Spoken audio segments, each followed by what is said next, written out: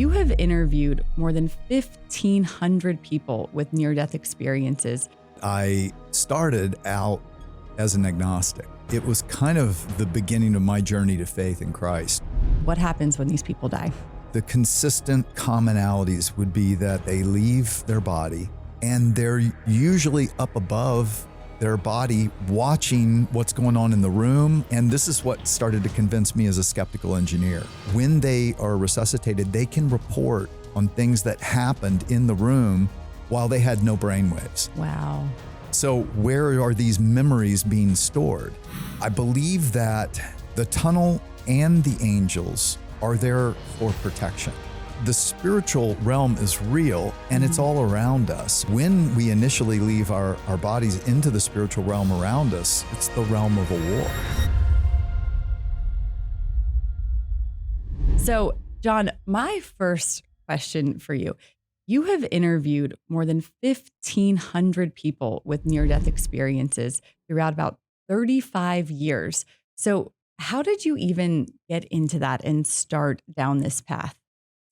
Yeah, either interviewed or studied, but I started out as an agnostic. So it was kind of the beginning of my journey to faith in Christ. I grew up very curious. I ended up studying engineering. My mind just works that way. I want to know why and how do you know?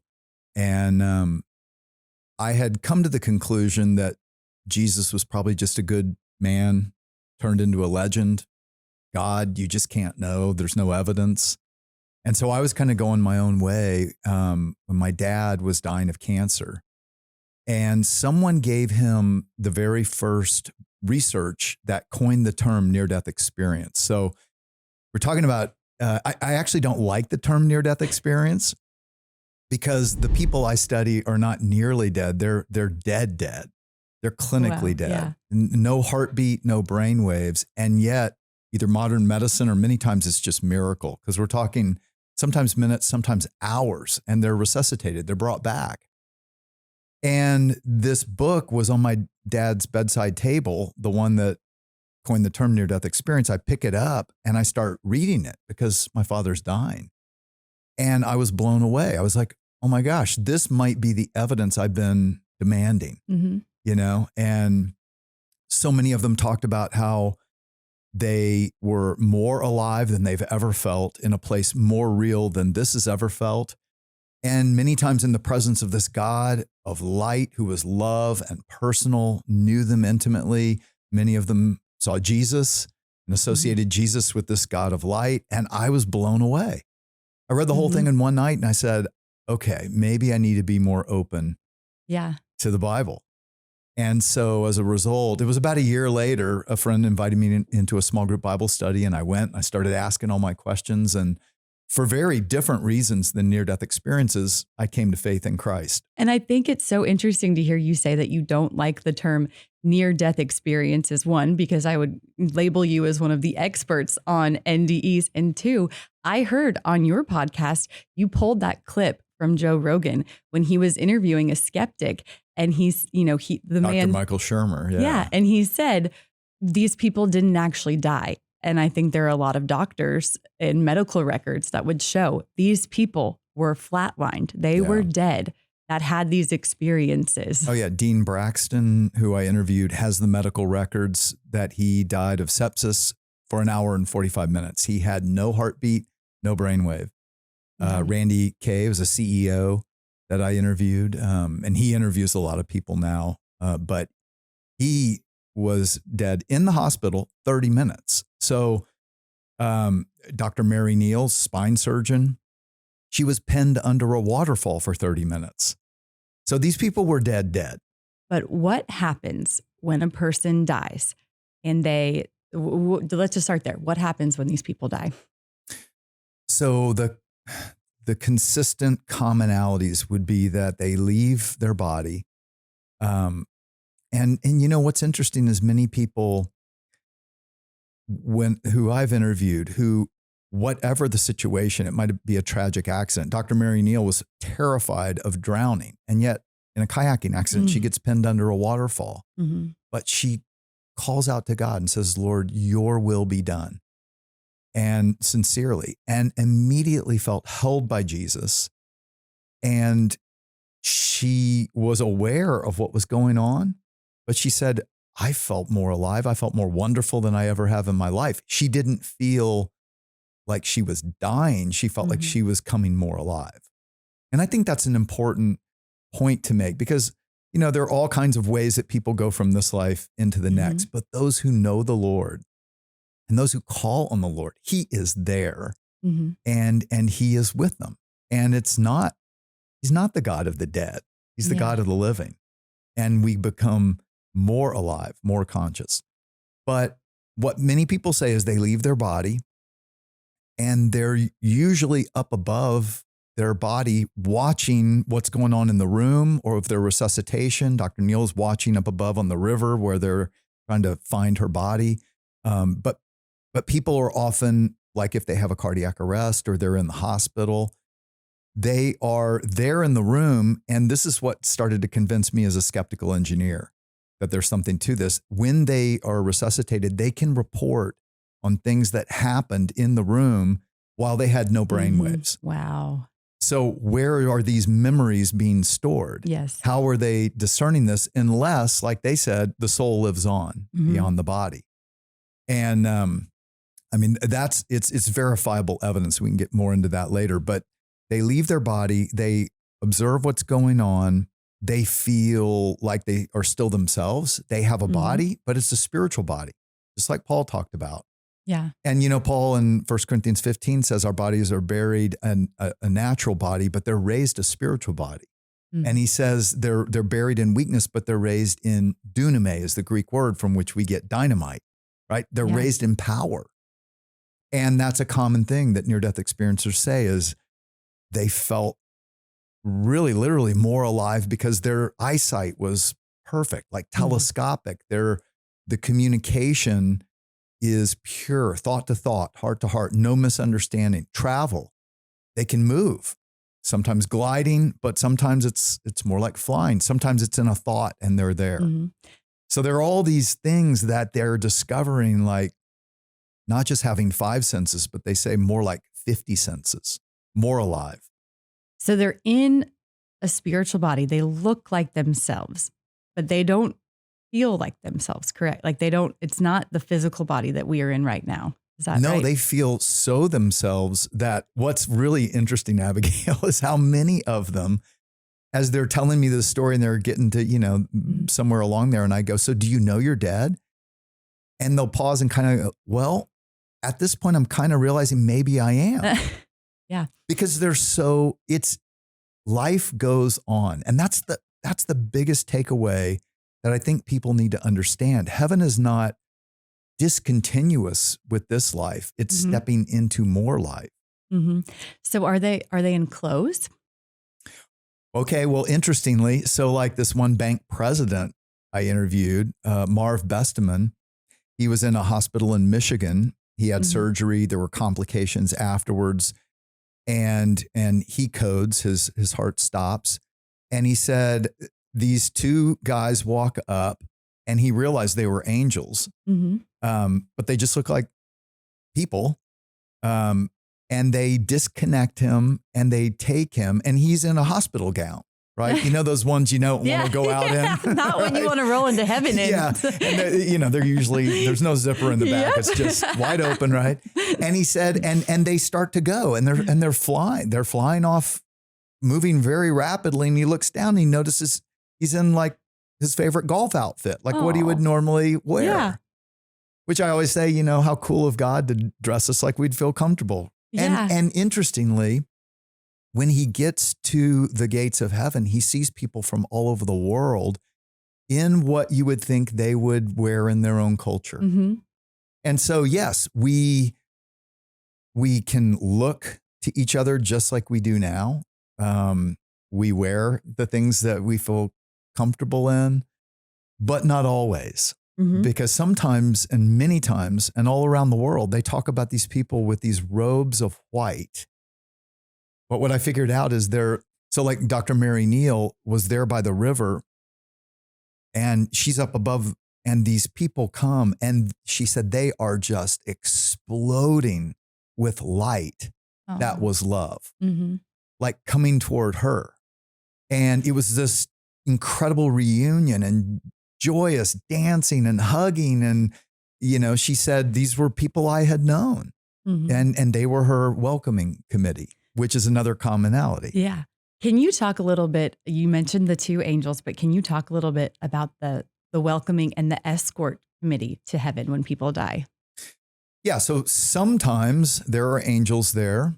Sometimes there are people that they've loved in life who are there to greet them. Many times I find when they're there right after they leave their body, they're there to tell them it's not your time yet. So it's like God has Wow. sent them to say, not yet, Mm-hmm. you got to go back. You have a purpose still. Because many, many times I find either what happens is after they observe their body, a portal or a tunnel opens up Mm-hmm. and they begin to go through it. Now, not always. Sometimes there are angels there and the angels are transporting them.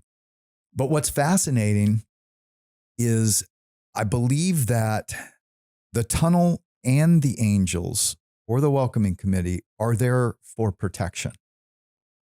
I think that's really important to understand because the spiritual realm is real and it's all around us. But as Jesus taught us, for a while, this realm of the spiritual is the realm of evil. God has given evil reign. And so when we initially leave our bodies into the spiritual realm around us, it's the realm of a war, of a spiritual battle. Wow, yeah. And people have seen that. So I've come to believe that these portals or these tunnels are actually protection. It's actually protecting them going through.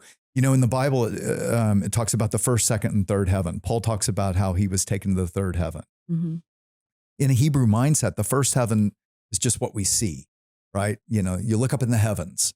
The second is the spiritual dimensionality all around us. The third is the holy city of God, and where we would call it the intermediate heaven as well. So I believe that's what this escort or these tunnels or portals are for. Yeah. Is actually to protect. I've been evangelizing, telling people about heaven, warning them about hell, literally since I was a little girl. Just it was in my blood. It was in my family. Like that was just, just recruit all your friends. Let's take all of our friends with us to heaven. But I had to come to terms a couple of years ago when I was in seminary with the fact that I've actually been a little afraid of heaven. I had never lost anyone super close to me until a couple of years ago.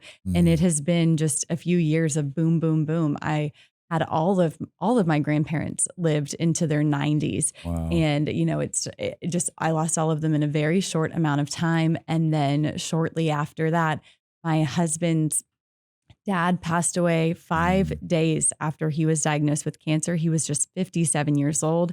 And then my mom was diagnosed with cancer and we lost her in just 3 months. And it has just been this crazy whirlwind of just so much loss in a very condensed period of time. And during that time I was in seminary and we had to do a unit or just a in-depth study of heaven. And I realized how little I really know about it and how I know it's always been a place I've wanted to go, but I've been afraid of going there because one, it means I'm dead. And two, I love my husband so much and everything I've heard about heaven is that we won't be married. And I don't want there to ever be a time. So Kathy and I've been interested in this for a long time because my dad died, and I was pretty young and it did force me to grapple with the same thing. Yes. And you've already heard my story, but what was funny is when we were in our late 20s and stuff, Kathy would hear me talking about, Kathy's my wife. She would hear me talking about this and she'd kind of get bummed and she's like, I don't want to think about that. And I'm like, why? And she's like, well, we won't be married in heaven. To which I say, well, that's good. That she said it that way. She could say, well, we won't be married in heaven. It's all in the tone, right? And it makes so me she was sad. And I think Jesus has been misunderstood about what that means, because we think that means that we will not have relationship as deep or as close in heaven. And I think that's absolutely false. I don't think that's what he meant at all. So if you read that passage closely, it's the Pharisees trying to trick him. It's a trap. They're setting a trap. And what he answers with is, you don't know the scriptures and you don't know the power of God. Because they're trying to trap him, saying, okay, this woman's being married to 7 people. Who's she going to be married to, Jesus? Yeah. Right? Yep. That's kind of how it's going. And his point is the power of God. What is missing in this life is the love of God. Mm-hmm. I mean, we get taste, but it's all being filtered down through broken humanity. Mm-hmm. And that's why when people stand in the presence of God, I mean, they don't have words. They say human love just doesn't compare. Okay. If you can take all of the love you've ever felt from a grandparent, a parent, for your kids, from your kids, for your spouse, put it all together in one, they say, you're going to have to multiply it by 1 million of what it's like to stand in the presence of God and feel his personal, all-knowing love, unconditional for you. And the point is that when we are with him in his kingdom, we will have that relationship with God, but also all of our relationships go deeper. They don't get broken apart. Love is the whole point. And so why would God tear apart what he's trying to teach us about the most? And he's not going to. So when Jesus said there'll be no marrying or giving in marriage, he's talking about new unions. There aren't going to be new unions of marriage because all the children and the families, all the procreation has happened. So we're not going to procreate. We'll be like the angels in that sense. Okay. They don't procreate. Mm-hmm. But that doesn't mean we won't be together. And so many near-death experiencers testify to that they saw their grandmother and grandfather together. They were living in homes together. Their homes in heaven. So their neighborhoods in heaven. There's life. Mm-hmm. That's what people, I think back to what you were saying, Colossians 3:1 tells us, set your mind on things above, not on things of the earth. Why? Well, because you've died and your life is hidden in Christ in the heavenlies. We're told to imagine heaven. That's why I named the book that. We're told to, but we don't very well. And here's the problem. When we don't imagine heaven, when we can imagine retirement and golf and vacationing and shopping and, travel, and we can imagine that, we live for that. We plan for that. We save for that. But if we can't imagine heaven well, we're not going to live for it. Mm-hmm. And this is the problem I see with so many Christians, non-Christians too, but even Christians. In Hebrews chapter 11, it's the faith hall of fame. It's the people of the Old Testament who were faithful to God, men and women of faith. And in the last part of that, it's Abraham and Sarah and Rahab and Moses and Elijah. It's all of them. But at the last part of that, it says they were not looking for an earthly city. They were looking for a heavenly city. And that's how they were able to live by faith. So when we don't work on imagining heaven well, when we don't meditate on the truths of what God has told us, then we end up living just for this life and we're cutting ourselves short because that is real life. Relationships don't get torn apart. Jesus would not have said to his closest friends, John 14, his last night on earth, I'm going to prepare a place for you and I'll come and get you. And you'll always be with me where I am. Now this, I ask kind of half jokingly, it comes from my son, but also with curiosity. Have any of the accounts of heaven, are there dinosaurs in heaven? I have not heard that. But there are dogs and horses. There are dogs. I mean, Karina saw her dogs. Randy saw his dogs. I mean, their dogs. I'm a dog lover. Horses. That brings me so much joy. Yeah, even cats, though I wasn't sure about cats. I'm not a cat lover. But no, our pets are there. Love remains. I love what Jesus said to one of them. Yes, I've given your children their pets to teach them to love. So why would he rip that away from us? He's not going to rip that away from us. And near-death experiencers testify that that's the case.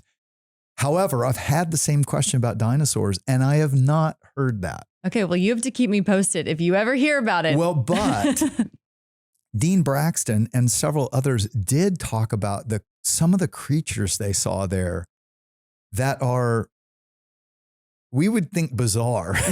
You're not afraid of anything, but you might be on Earth if you saw me. He said, when I came back, I got enamored with those deep sea underwater creatures that yes, you see and you're like, what is that?